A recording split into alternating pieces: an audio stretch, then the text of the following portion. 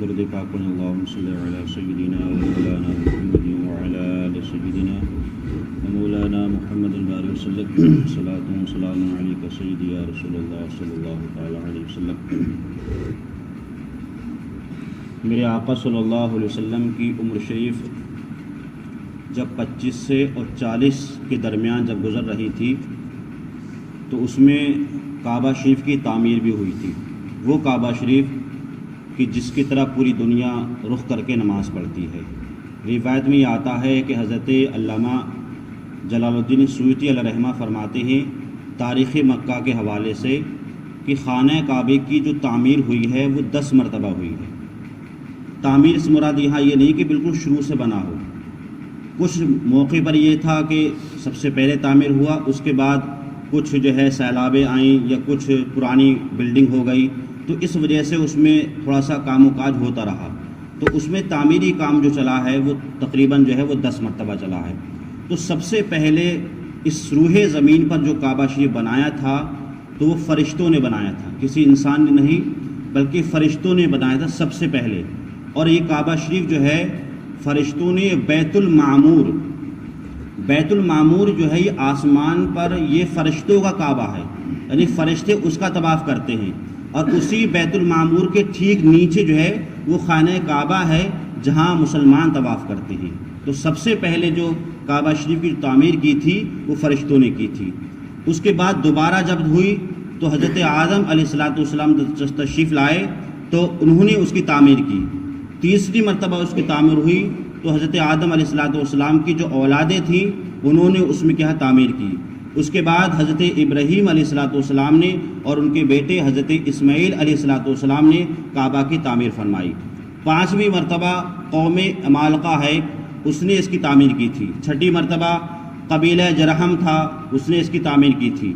7ویں مرتبہ قریش کے مورث اعلیٰ قصی بن کلاب، یہ حضور صلی اللہ علیہ وسلم کی خاندان میں سے سلسلہ میں سے ہیں، انہوں نے اس کی تعمیر کی تھی۔ اور 8ویں مرتبہ قریش کی تعمیر میں خود حضور اکرم صلی اللہ علیہ وسلم نے اس میں شرکت فرمائی تھی، بلکہ حدیث پاک میں یہ آتا ہے کہ جب حضور کی زندگی میں اس کی تعمیر ہو رہی تھی تو میرے آقا صلی اللہ علیہ وسلم خود پتھروں کو اٹھا کر اپنے کاندھوں پر لاتے تھے اور خانہ کعبے کو تعمیر فرماتے تھے۔ تو گویا کہ جو ہے مسجدوں بنانا اور اس میں حصہ لینا یا اس میں خدمت کرنا یہ خود میرے آقا کی سنت ہے۔ تو یہ بھی دیکھیں کہ میرے آقا صلی اللہ علیہ وسلم نے خود پتھر کو اٹھا کر کے خانہ کعبہ کی تعمیر فرمائی ہے۔ 9ویں مرتبہ جو ہے جب دور خلافت تھی حضور اکرم صلی اللہ علیہ وسلم کے بعد حضرت عبداللہ بن زبیر ان کے زمانے میں اس کا نقشہ بنا، اور 10ویں مرتبہ جو ہے عبد الملک بن وان ایک بادشاہ ہے اس کے زمانے میں خانہ کعبہ کی جو ہے تعمیر ہوئی۔ اب اس کے بعد جب میرے آقا صلی اللہ علیہ وسلم کی جب عمر شریف جب 40 سال کو پہنچ گئی تو اب آپ کو یہ حکم ہوا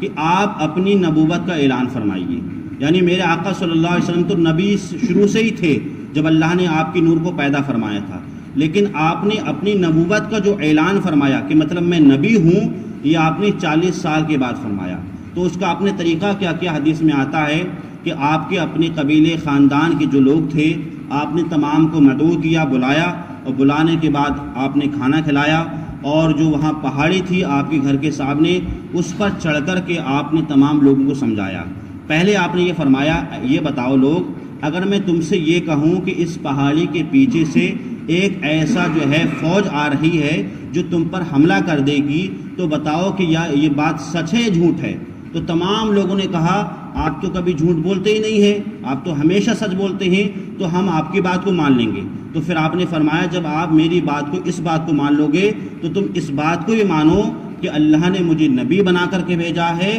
اور میرا کلمہ پڑھو، اللہ کو ایک مانو، اور بتوں کے سامنے جو تم پوجا کرتے ہو اس کو ختم کر دو۔ تو جب یہ لوگوں نے سنا،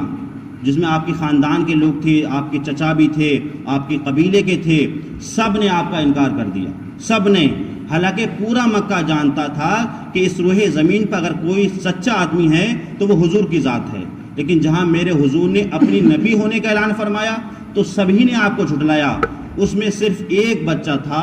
جن کا نام حضرت علی رضی اللہ تعالیٰ عنہ، ان کی عمر شریف اس وقت تقریباً یا تو 7 سال کی تھی یا 9 سال کی تھی، کمزور تھے۔ آپ نے فرمایا اے اللہ کے رسول میں آپ کا ساتھ دیتا ہوں، میں آپ پر کلمہ پڑھتا ہوں، تو اس کے بعد میرے آقا صلی اللہ علیہ وسلم نے اپنی نبوت کا اعلان فرمانے کے بعد پھر آپ صلی اللہ علیہ وسلم مکہ کے تقریباً 4 یا 4.5 کلومیٹر دوری پر ایک غار ہے، غار حرا، جو تقریباً زمین سے تقریباً جو ہے 2000 یا 2500 فٹ اونچی پر غار ہے۔ اس میں غار میں میرے آقا صلی اللہ علیہ وسلم جو ہے تشریف لے جایا کرتے تھے، اور 2-4 دن کھانا آپ باندھ کر لے جاتے تھے، وہاں اللہ کی عبادت کرتے تھے، اللہ سے دعائیں کرتے تھے، اور اپنی قوم کے لیے، اپنی امت کے لیے، سلامتی کے لیے اور ہدایت کے لیے دعا فرماتے تھے۔ تو اس غار میں آپ یہ دیکھیں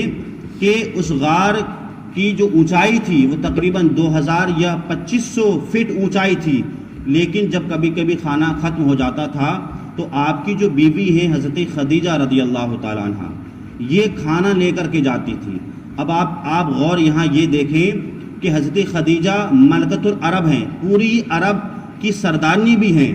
حضور کی بیوی ہیں، لیکن جہاں شوہر کی خدمت کا اگر مسئلہ آتا ہے تو پھر وہ یہ نہیں دیکھتی ہیں کہ میں ملکۃ العرب ہوں، بلکہ وہ یہ دیکھتی ہیں میرے شوہر ہیں، میں اپنے شوہر کے لیے کھانا لے کر کے جا رہی ہوں۔ اور کتنی دور جا رہی ہیں؟ مکہ سے پہاڑی تک تقریباً 4.5 کلومیٹر، اور پھر اس نیچے سے لے کر کے اوپر چڑھنا غار تک، یہ تقریباً 2500 کلومیٹر اوپر چڑھنا، 2500 فٹ اوپر چلنا، یہ کتنی آپ مشکل کی بات ہے، اور وہ بھی پہاڑی پر۔ اب تو وہاں پر تھوڑی سیڑھیاں بنا دی ہیں لوگوں کو چڑھنے کے لیے غار پر، لیکن پہلے کوئی سیڑھی نہیں تھی۔ لیکن آپ یہاں دیکھیں ایک خاتون اپنی شوہر کی خدمت کے لیے کیا سے کیا کرتی ہے۔ اب آپ یہ دیکھیں کہ آپ کی جو محنتیں رہی تھیں، اس محنت کا نتیجہ یہ نکلا کہ ایک مرتبہ جب حضرت خدیجہ رضی اللہ تعالیٰ جب کھانا لے کر کے جا رہی تھی اور جب غار کے پاس پہنچی تو حضرت جبریل علیہ الصلوۃ والسلام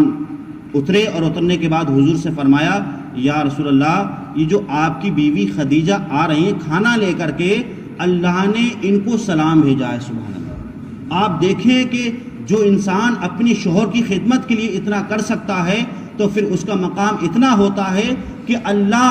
جناب جبریل کے ذریعے سے سلام بھیج رہا ہے، تو بتائیں پھر اس کا مقام کیا ہوگا۔ تو اس غار میں سب سے پہلے جو قرآن کی آیت نازل ہوئی تھی، سب سے پہلے جو قرآن کا ٹکڑا نازل ہوا تھا وہ یہ تھا، اقرا بسم ربک الذی خلق،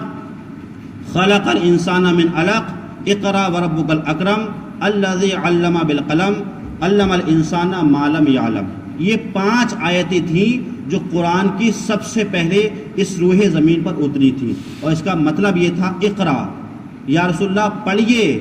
باسم ربک الذی خلق، اپنے رب کے نام سے جس نے آپ کو پیدا فرمایا ہے۔ تو گویا کہ قرآن مجید میں تقریباً بے شمار آیات ہیں، بے شمار صورتیں ہیں، 30 پارے ہیں، لیکن ان پاروں میں بے شمار حکم ہیں، لیکن سب سے پہلے اگر اللہ نے کسی چیز کی تعلیم دی تھی تو وہ پڑھنے کی تعلیم دی تھی کہ اقرا، پڑھیے اپنے اس رب کے نام سے جس نے آپ کو کیا پیدا فرمایا۔ اب اس کے بعد جو ہے قرآن مجید کا نزول ہونے لگا۔ اب اس کے بعد حضور اکرم صلی اللہ علیہ وسلم نے مکہ کے اندر اور مکہ کے اطراف میں اسلام کی کیسے تبلیغ فرمائی، انشاءاللہ وہ آگے بیان ہوگا۔ اللہ تعالی ہمیں اور آپ کو صحیح طریقے سے حضور اکرم صلی اللہ علیہ وسلم کی سنتوں پر عمل کی توفیق عطا فرمائے۔ اللہ